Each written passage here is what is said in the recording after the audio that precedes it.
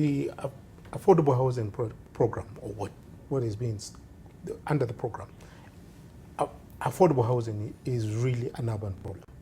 It is not a rural problem. So my view is that we need to look at solving the housing problem in the urban areas. And that means that you have to look at urban development. We have to look at proper planning within the urban centers. We need to look at capacity building, proper planning in the counties, because that's where the majority of that investment is going to be done. That's where it's going to be done. So the housing has become a devolved function. We need to drive the narrative and the development of affordable housing from the county government, from the counties. Okay. And as I said, that I've done a lot of engagement with both the national and a bit of county government.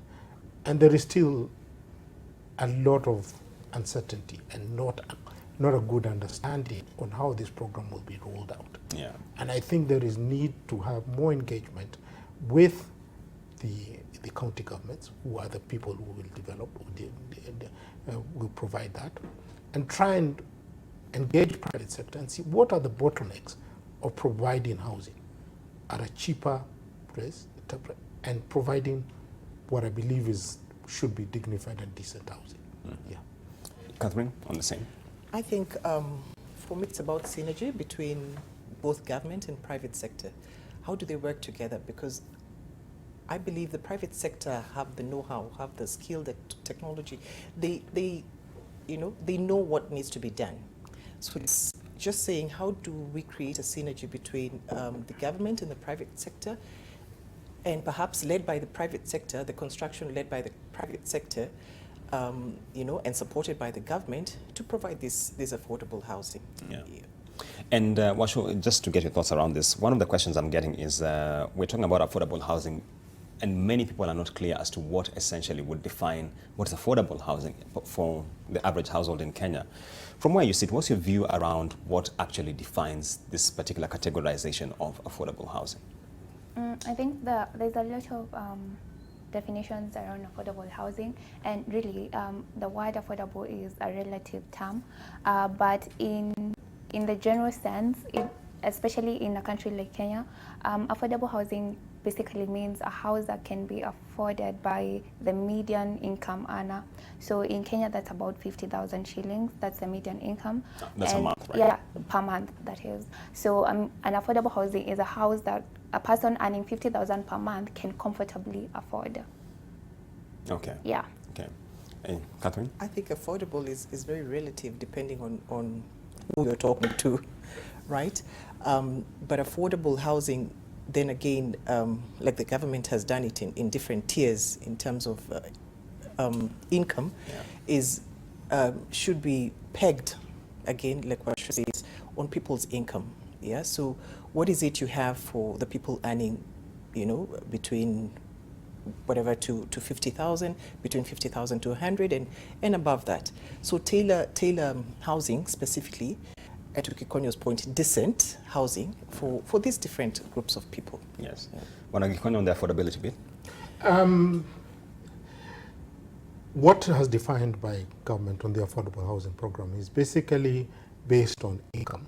They're saying that you want to develop housing for the person who is earning an income below 100,000 monthly.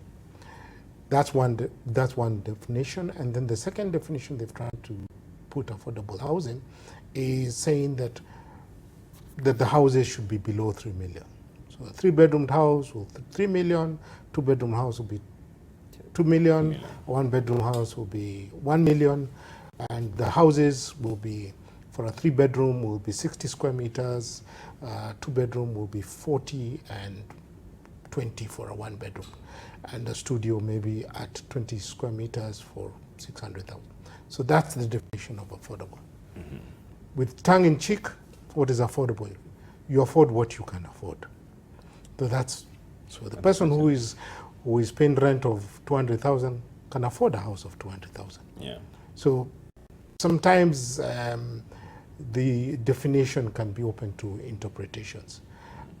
I think what we need to do is to look at what will be affordable to a majority of the population. What is the majority of the population?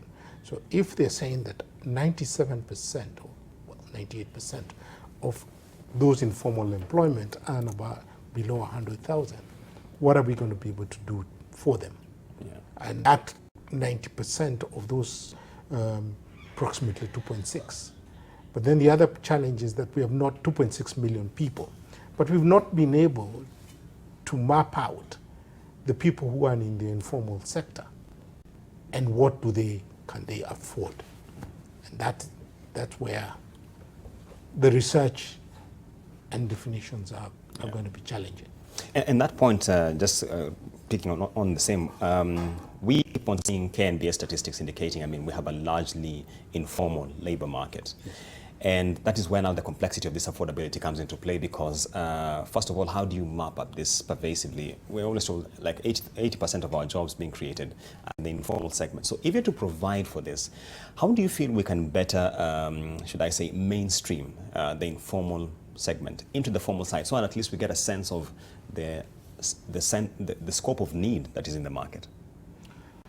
I think that's why the research is required, and also trying to bring more of those informal sector people into the tax bracket so that you can be able to understand how much they make as income. I mean, in the last tax returns that were filed, about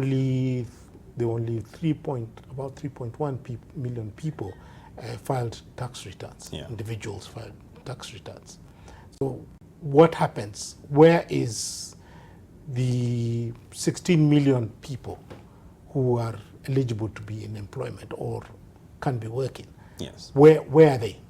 Do they pay taxes? How do they pay their taxes? So I think having a more inclusive tax regime and collection, then we'll be able to get more statistics to be able to find out. The affordable housing program, I saw an advert by one company that was saying that they will be providing affordable housing. And for you to be eligible, you then required to be, first of all, have voluntarily contributed to the housing fund. The second criteria, you needed to have provided a pay slip. So if you provide a pay slip, that means you must be in formal employment. Yes. So then that means, so what happens to the person who is not in formal employment and does not have a pay slip? Yeah. That means he's not entitled to that affordable housing. Yeah. Thirdly, they then say that under the affordable housing program, that the house needs to have been registered under the affordable housing program.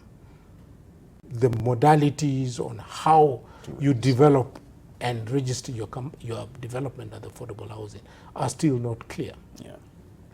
Government has, last budget, they indicated that the stamp duty was going to be exempt for first-time home buyers. The regulations on how that will operate are still not been put out. But what has been indicated that for you to benefit from that exemption on stamp duty for a first-time home buyer is that you need to have bought a property that is part of the affordable housing program. And how the modalities of determining who is that first-time home buyer it's complex. Sure. Because a person who has built his own house is not a first-time home buyer, but is a first-time homeowner. Yeah. But he's not. So. All right. So there's a bit of gray areas. And on that note from Mr. Gikonya, let's switch gears and talk about matters of education. I'm told my colleague Sharon Baranga is in Machakos County, where the CS for Education, Professor Magoha, should be addressing matters regarding the competence-based curriculum. Sharon, if you can hear me, what is the latest update? Yes, Julian, we are at the Machakos School for the Physically Disabled, where it is one of the training centers where teachers are receiving training on the competency-based curriculum, and we are expecting the Education Cabinet Secretary George Magoha to come and see and check how the training is going on. You also know that the training is taking place across the country. It started in the month of April, where over 90,000 teachers were trained, and this is just another batch of teachers who are being trained on the CBC. And just to give you some of the numbers that are with regards to the CBC training that is happening, there was a team of 181 master trainers that trained 1,165 regular and special needs curriculum support officers and 1,320 CBC champions who are carrying out this training across the country. The government also hopes to roll out the competency-based curriculum next year for grades 4, and other than that, the trainings will continue, and we have a number of reforms that are currently happening in the education sector.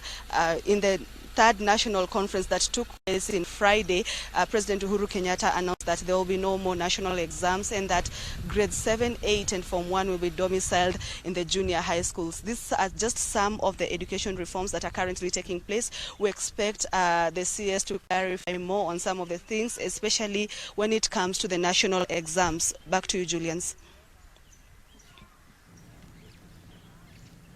And many thanks, Sharon, just giving us an update from Machakos, where matters of the competence-based curriculum and the training of teachers who should be facilitating that particular program is happening. And we'll be keeping tabs on that just to give you more details in our subsequent bulletins. But right now, let's get back to the studio where we're discussing matters of the property market, focusing on residential and commercial. We have been focusing on issues around mortgage, around affordable housing, and the state of the market.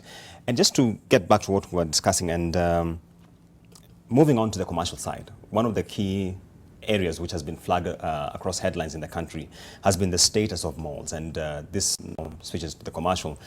And occupancy rates are significantly low. There's the issue of glut in the market. I don't know from where you're positioned. What do you make of the market as it stands? Because especially after we had the retail chains having the kind of challenges they had, who are predominantly the anchor tenants, it looks like it's been a bit of a rough patch for malls, Catherine. I agree with you. It has been. And I think most people went into construction of malls, for speculative purposes. And hopefully, with the hope that, the economy will be good. Spending power will be high. Yeah, spending power is going to be high as well, and, they will have tenants. But that, again, has not been the case. We've seen definitely the spending power going down for both, retail and commercial users. So I think the malls have been struggling in terms of occupancy. But we've also seen, as much as they're struggling, they're also attracting quite a number of, international players into the market. You're seeing chains like, of course, Carrefour, coming into the market, Adidas, all these people trying to come into the market. And I think that's the hope that most of these mall owners are having, that, we'll have these new brands coming into the market and hopefully drive traffic into the malls. However, I think we have many malls. Quite a number, right? Quite a number. What's on the malls bit, and you do research focusing on this particular area, and we do see the updates. What's the situation as it stands right now? As you guys have said, there's definitely an oversupply in the commercial sector. But one thing I would like to point out is that the oversupply is actually in just Nairobi, because if you go outside Nairobi, there isn't as many malls as as it is needed. And the reason for this is that there's been a lot of speculation, and then there was a time these international players were coming in droves, and so mall developers saw an opportunity, because these international players demand high quality spaces, and so there was a lot of demand for that at a certain point in time. Even right now, there's still a lot of international retailers coming into Kenya, setting up shop in Kenya, and those who've already set up shop, they're already expanding to other counties within Nairobi itself. Carrefour has occupied almost all malls in Nairobi. Okay, not all, but probably around 5-6 malls in Nairobi. And there's no telling whether if there was another grade A mall in Nairobi, whether they would still occupy that mall. So there's a bit of opportunity. But another key issue is that malls cannot be occupied by international retailers alone. So local retailers are experiencing a lot of problems, and then now that comes back to the microeconomic environment, to our companies and farms, and local retailers are not being as profitable as much to allow them to expand or to even maintain their current businesses. We've seen a lot of local retailers, two major retailers that is, like scaling back on their operations a lot, probably vacating all their previous spaces, retailers like Nakumat and Uchumi. And so in the retail sector, there is definitely that bit about Nairobi, but then we're seeing a lot of other counties where spending power is high. Counties like Kiambu, counties like Kisumu, Mombasa, spending power is quite high, and so there is opportunity for malls in those kind of regions where they're underserved in relation to disposable incomes of the people there. Just curious to know that, I mean, how is the spending power looking in a place like Mombasa and Kisumu, which are two cities? And if you drive around, you see a bit of malls, but not, of course, not the kind of density, if I could say, we see in Nairobi. How is it there? I'm not quite sure of the number, but Kisumu and Mombasa are top 5 in terms of GDP per capita, Kiambu as well, and I think Nakuru or Nyeri. So there is that research that was done recently by KNBS. So it shows that there is a lot of spending power in these places, but then there isn't a lot of supply to match that. Okay. Yeah. Yes, Catherine? Maybe also to just add an area like Nanyuki. Nanyuki, we've seen them open a mall, and some of these big shops moving there, and restaurants like Java, KFC moving to there. So that means there's a bit of spending power in that area as well, based on the coming up of such malls and the traffic in that mall as well. Yes. Yeah. And Wanagikono, I mean, I'd imagine you have an insight into this particular situation where we have a lot of commercial property available, but the occupancy rates are significantly, not really significantly, but we get indication that they are below optimal, especially on the mall side. Where do you see this leaving the market? Because if you walk into some, for example, here in Nairobi, you'll see floors which have not been occupied in quite a while. First of all, let me make my view about malls. I think, are there too many malls? I don't think so. The bigger problem with the malls is that some of the developers built too big. And they built too big and therefore they were not able to fill up. And that's why you've seen them empty. The demand for neighborhood malls is growing. So you need you need a neighborhood mall, a mall that has maybe what do you call it? That has a supermarket, an anchor, and maybe a few shops. But then what somebody goes and does is you go and build 90 shops or something of the sort. Where are you going to? And all the shops are, maybe there's a hair salon, somebody selling clothes. So I think what the biggest problem is that the malls, not enough research was done. There was, people felt that there was big returns to make out in malls. So they overdid it in terms of the size of the malls. People overestimated the purchasing power and the spending power of Kenyans. The economy is doing badly. Spending power has gone down. Some of the large retailers, international retailers that have come into this market, in the next few months or years, we are going to see some of them reducing. And some of them are struggling. And there have already indications that some of them will close. I don't want to mention who they are, but it will happen. So what is going to happen? There is going to be a reconsolidation. And people are now, who didn't undertake their property market research, will then find that it's going to correct themselves. That is with regard to malls, the retail market. Yeah. If you look at even just within CBD, all these big shops that they used to be, 20 years ago, they used to be very big shops. And all of them have been split into small stalls now. that means that it must be vibrant. If the market must be very vibrant. Otherwise, why? I mean, just walking around Nation Center, you will see how many, and those guys, the amount of rent they pay per square foot is even higher than what is paid in the big malls. Yeah.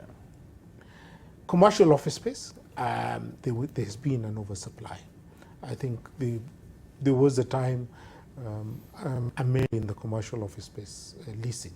There was a time it would take you a year or even less than a year to rent a whole building. I think 4 or 5 years ago, I took maybe 6 months to fill up a building. Now, some buildings which I'm leasing, I've taken 2 or 3 years and they're still not yet full. So what has happened is that, again, we talk about the economy. So even office occupiers, a decent amount of space they're taking. The big occupiers like government, who would have taken a lot of the office space that has been developed, has also gone and built their own buildings. So you find like all the road agencies have gone and put up a new building near the airport. So all those tenants that were in Upper Hill buildings have moved out. If you look at the energy sector in the government, they've gone and put up a building in South Sea. So what has happened is that all those property where they were occupying in Upper Hill has moved out. So definitely what we find, even though that some of these buildings are empty, but because they are newer quality and much better, they have facilities like disability access and things like that, they will fill up slowly. Mm-hmm. But the next 2 years from now up to, I believe, up to 2021, the current buildings that are there are going to struggle.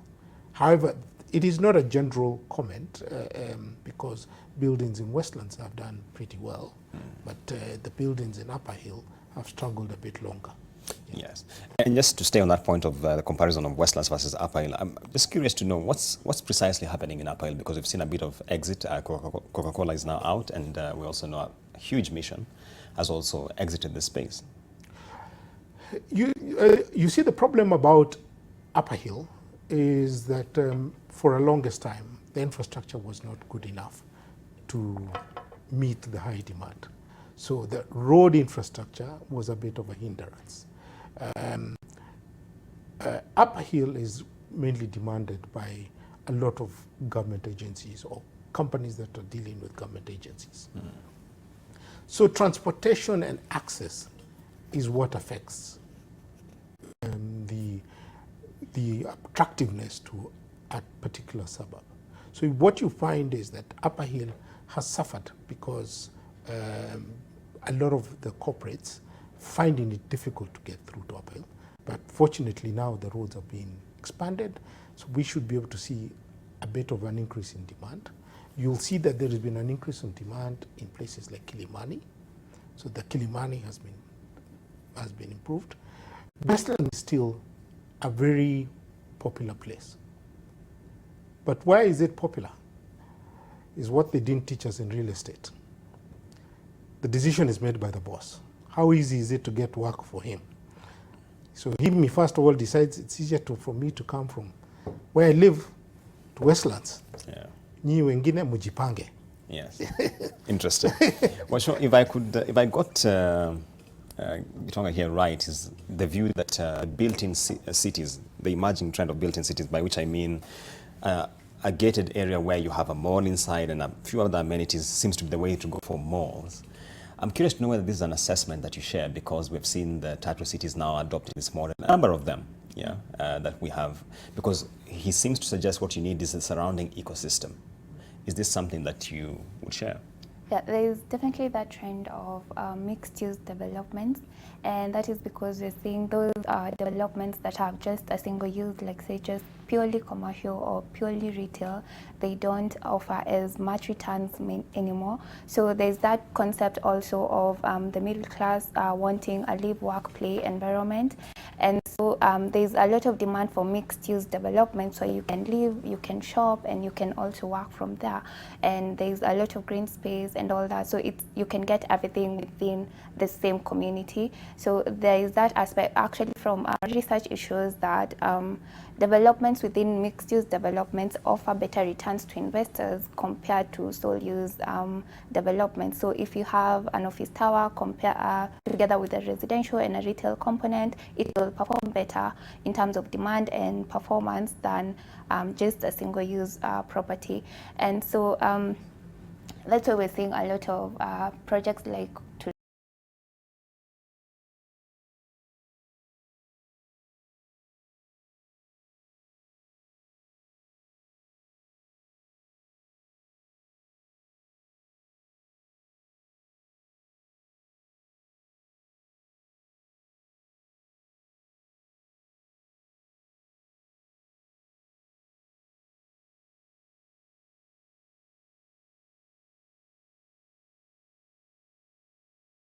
to the Upper Hill issue. I believe companies like Coca-Cola, they moved because of, say, there's a bit of overcrowding. There's a lot of buildings in that area. And so we saw Coca-Cola specifically moving from Upper Hill to an area like Lavington, where there isn't a lot of office buildings. And so you can say maybe companies are looking for serene environments, rather than the traditional financial districts where there's a lot of office buildings surrounding you. And then we are seeing also with the global economic environment is also experiencing a sort of slow growth. And so companies, multinational firms are also scaling back on their operations. And so companies moving out isn't really an indicator as much of how the office sector is performing, because there's also the global factors that are making companies scale back on their operations. I see. Yeah. Catherine? Maybe just to add on to that, I think the customer now is more inclined to a lifestyle kind of environment. So when you just to add on to what Washu says, when you look at where people want to live, they want to live in an area where you will find, it's in terms of road infrastructure is convenient. There's a shopping mall, there's a gym, and all those things are within their convenience. So people, I think the demand for people now is that they're looking for more tailored products, more tailored housing that will suit, will suit all their needs in one place. So you'll find your butchery is within a mall, your supermarket. So it's a lifestyle. It's not just your home and then I have to drive all the way to another place to do my shopping and come back. No. So they're looking for an all-encompassing kind of environment. And I think that's, for us who are out there, when people are shopping for properties, they're like, okay, so what are the amenities around there? So what do we find around there? So those are some of the questions we get to answer as we serve our clients. I see. And there is a lot of concern around the securing of property within off-plan arrangements. Mm-hmm. And by off-plan, of course, for the sake of our viewers, it's just that it is not yet complete, then it will be worked on as you continue to service. What are your thoughts around this? Because it's a subject of intense interest from the public in terms of the pros and cons and some of the factors perhaps they should be keen on whenever they're getting into such arrangements. Kitonga, if I could start with you. Well, what I always urge clients to look at, there's nothing wrong with off-plan. In fact, if you do an off-plan, you might end up doing very well because you're able, by the time the property is developed, you've been monitoring. You would have made some good increase in value if you had invested off-plan. So what is important to anybody who is going to invest in off-plan is look at the track record of the developer. See how he has performed in other developments, see what quality has delivered before. And there are just a few developers who you can be able to see that they have got a good reputation.